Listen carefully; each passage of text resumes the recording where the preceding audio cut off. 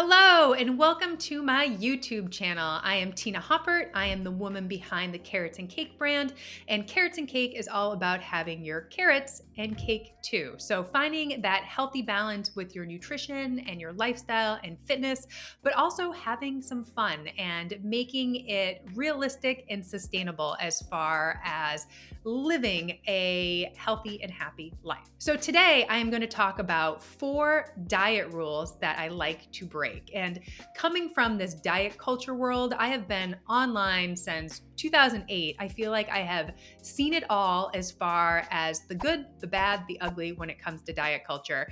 And I think most of it is pretty harmful.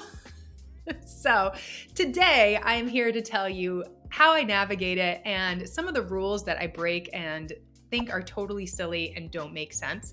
And hopefully they resonate with you too. And of course, I would love to hear about the diet rules that you think are totally ridiculous and ones that you break too on the regular. Because yeah, those diet rules, I think they really prevent us from knowing what our bodies need.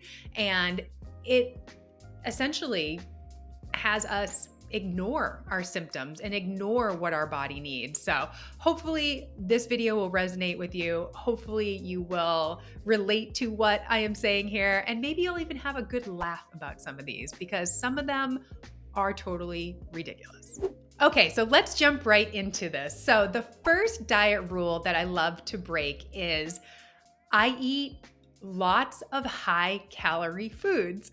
And I think in the past, like in my 20s and my 30s, I was all about the low-calorie foods. And I automatically thought if it was low calorie, it was healthy. So I was eating 0-calorie noodles, 100-calorie snack packs, tons of lettuce and salads and things like that, salads with chicken breast, dressing on the side. Like I literally thought the fewer the calories, the healthier I was. And that's how I was going to lose weight. Nowadays, I think it's pretty much the opposite of how I eat. I am really looking for foods that are high in nutrients, that are calorie dense, nutrient dense. So nowadays I'm eating a lot of red meat. So I eat a lot of ground beef. I eat a lot of salmon. I eat a lot of butter, a ton of butter. And it's funny having the butter conversation with some of our clients. Some of them are really afraid of butter, but butter is so good for you. It has cholesterol and vitamin A and retinol, and it's tasty. Like you literally put butter on anything and it's gonna taste better. Butter and salt taste better. But anyways, I really strive to find these nutrient dense foods. And I think this is actually how I have improved my health. I have really overcome a lot of nutrient and mineral deficiencies. I have ulcerative colitis. So I have chronic GI disorder where I don't always absorb my vitamins and minerals as well as I could. So for me, eating these nutrient dense, high calorie foods really give me the most bang for my buck. And I think I am definitely healthier overall with this mentality versus the trying to eat as few calories as possible. I just think about all those diet foods that I ate and some of the ingredients and the fake sugars and the chemicals. Long story short, the rule that I like to break is I do not strive to eat lots of low calorie foods. If anything, I am eating high calorie foods most of the time. And really, I think eating these types of foods are a lot more satisfying. I mean, think about a meal with protein and some fat, if it's coming from butter or oil or avocado or whatever it is. It's so much more satisfying. So I think between meals, my hunger levels and cravings are a lot more steady. And of course, I'm not craving a bunch of junk like I used to. I feel like I didn't have any control around sugar and carbs and things like that in the past. And now that I eat more of these wholesome, nutrient dense foods, I don't have as many cravings. I feel like my blood sugar is a lot more steady. I'm a lot more satisfied between meals because I'm eating actual food instead of this weird Franken food, low calorie, weird chemical diet food situation that I did for a lot of my 20s. I remember eating Light and Fit yogurt with Kashi cereal for breakfast every morning, which might have been 200 calories. And then for lunch, I would have those Fiber One bars, which, oh my gosh, if you look at those ingredients, no wonder I was having GI issues. Low calorie or zero calorie noodles. I would use Laughing Cow cheese, which I do love Laughing Cow cheese, but again, those ingredients and those calories, not ideal. And yeah, a lot of sad salads, like just romaine lettuce with cucumbers and tomatoes and a plain chicken breast with dressing on the side that I would maybe dip my fork in. It was so much diet food and just not a lot of calories. And no wonder I was hungry all the time. I had cravings, felt like I couldn't control myself around certain foods, why I didn't have energy for my workouts, why my hair was falling out. Looking back, man, so many diet mistakes that I made. But anyways, nowadays, the rule that I break is I do not strive or I do not eat low calorie foods.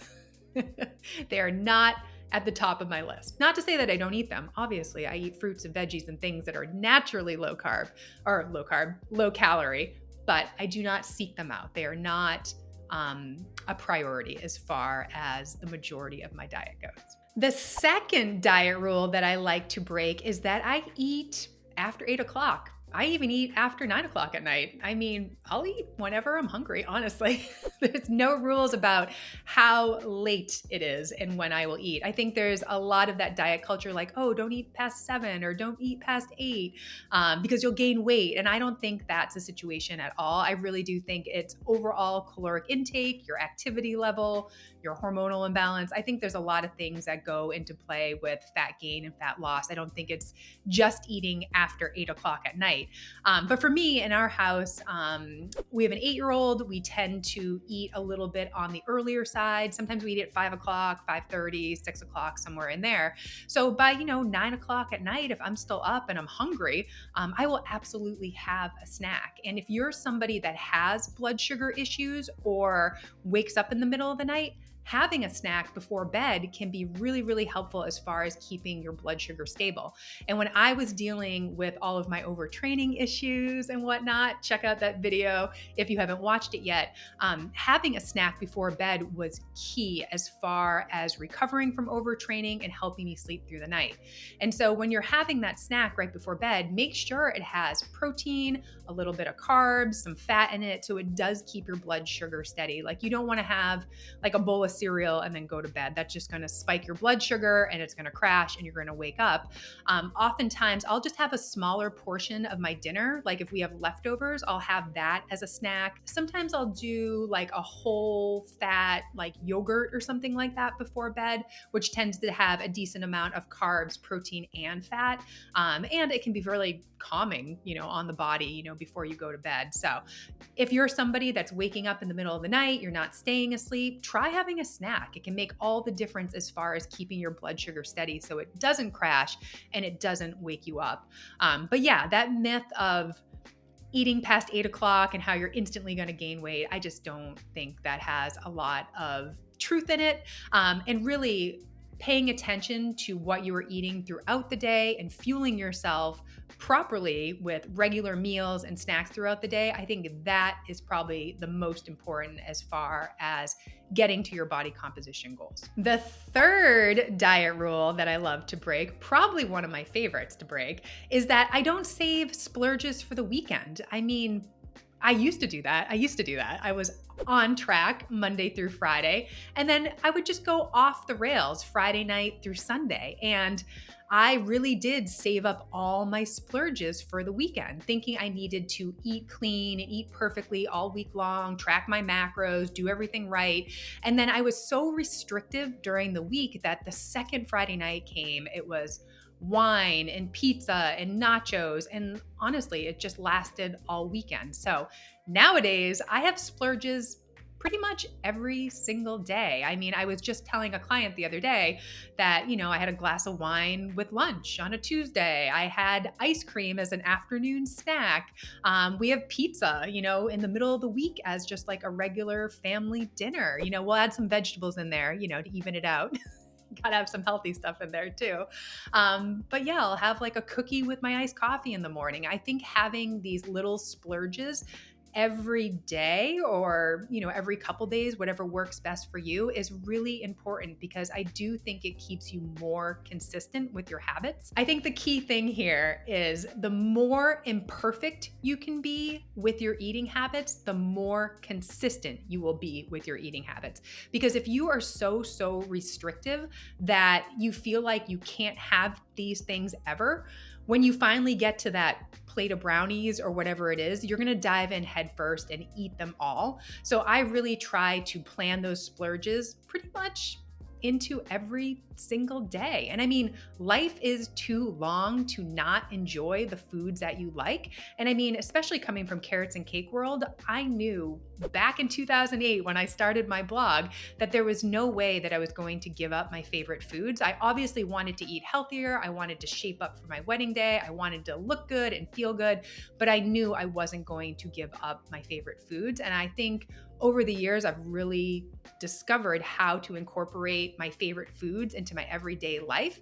And I think overall that has become an amazing lifestyle where I am living in that gray area, enjoying my favorite treats, and I don't feel like that I need to be on track or off track. And I mean, I think about vacation and things like that. Like my eating habits don't really change on vacation. I pretty much eat the same. Of course, I have some splurges, I have some fun, but like I'm also eating normal, healthy food that I eat all the time. So basically, what I'm saying is I try to blend the healthy eating with the not so healthy eating. And the rule that I love to break is not saving my splurges for the weekend. I literally have them all the time, every single day. I love splurges. I love dessert. And finally, the last diet rule that I love to break is that I love fruit and eat a lot of it. And I also love fruit juice, which I'm sure there are some people who are totally shocked about my love for fruit. And I feel like fruit and fruit juice and things like that get a really bad rap in the diet culture world. Everybody just sees fruit as having too much sugar and it spikes your blood sugar and all that. But really, nobody who is eating fruit is gaining weight and getting fat because of fruit. It's probably all the other stuff that you are consuming. Fruit is really good for you. Fruit has fiber in it. It has antioxidants, phytochemicals. It's generally low calorie. It is delicious. The carbohydrates are really easy for your body to digest. So if you're somebody who is active, adding fruit to your routine is amazing. And if you're into the whole fruit juice thing, I think fruit can be really nourishing if you're somebody that is really stressed out. Our bodies lose vitamin C. Vitamin C can be really nourishing for the adrenals, which is why I drink an adrenal cocktail every single day. But having that juice can be really nourishing and replenishing for the body. So don't be afraid of fruit and fruit juice. I do think they get a bad rap about having so much sugar, but I just don't think that's what's making us gain weight or preventing us from losing weight. If you're somebody who has blood sugar issues and you do worry about fruit juice or fruit spiking your blood sugar, just consume it with some sort of protein or fat. So what I tell my clients when they're interested in this adrenal cocktail, I'll give you those details in 1 second. I just have them drink it alongside a meal. And I mean, that's a good way to mitigate a blood sugar spike. So keep that in mind. You can always pair your fruit with some sort of protein, some sort of fat. Again, fruit can be part of a meal. You don't have to eat it on its own. But yeah, don't avoid fruit. Fruit is great for you. It is, especially if you're somebody who exercises on the regular, fruit is awesome. Have fruit before your workout, have fruit after your workout. Fruit is awesome. And it's one of my favorite rules to break. All right, so let's talk about the adrenal cocktail. The adrenal cocktail is a great way to replenish lost vitamin C as well as other important minerals, because when we are stressed out, our bodies lose vitamin C. It loses macro minerals such as magnesium, calcium, sodium, potassium. Those are our main electrolytes.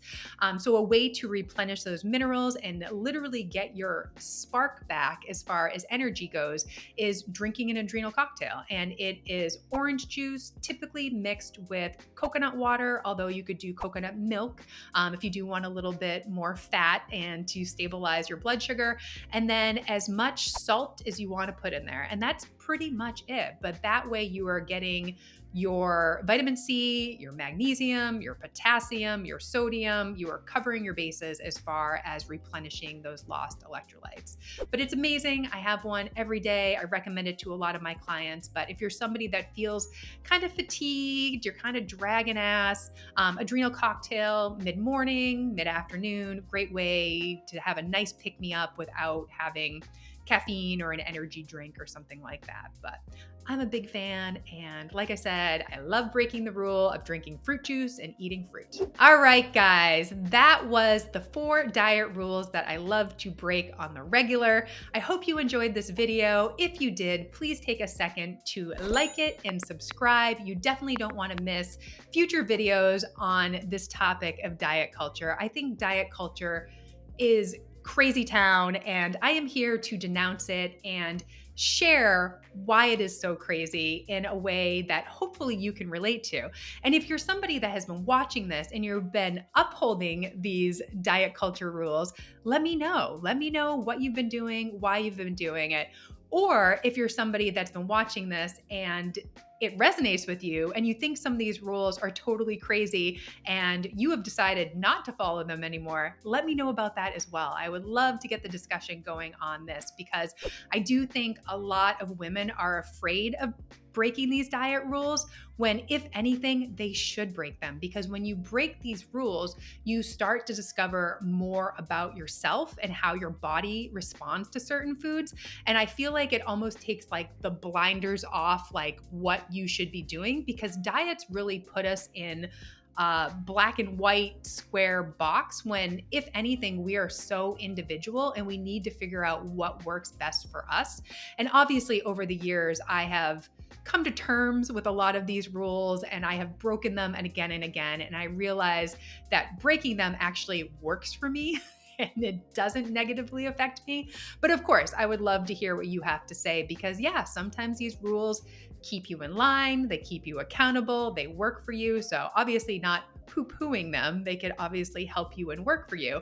But yeah, if some of this stuff is totally crazy to you and ridiculous, I would love to hear about that as well. So if this video resonated with you and you want to find that healthy balance between the carrots and the cake too, you want to feel empowered to break these diet rules, definitely check out our one-on-one nutrition coaching program. I'll include a link here so you can apply, but we take a very holistic approach to nutrition, and our goal is really to help women figure out a realistic and sustainable path to take when it comes to their nutrition so that they feel totally confident with what they are doing and working towards their goal. So check out the details, and I hope to hear from you.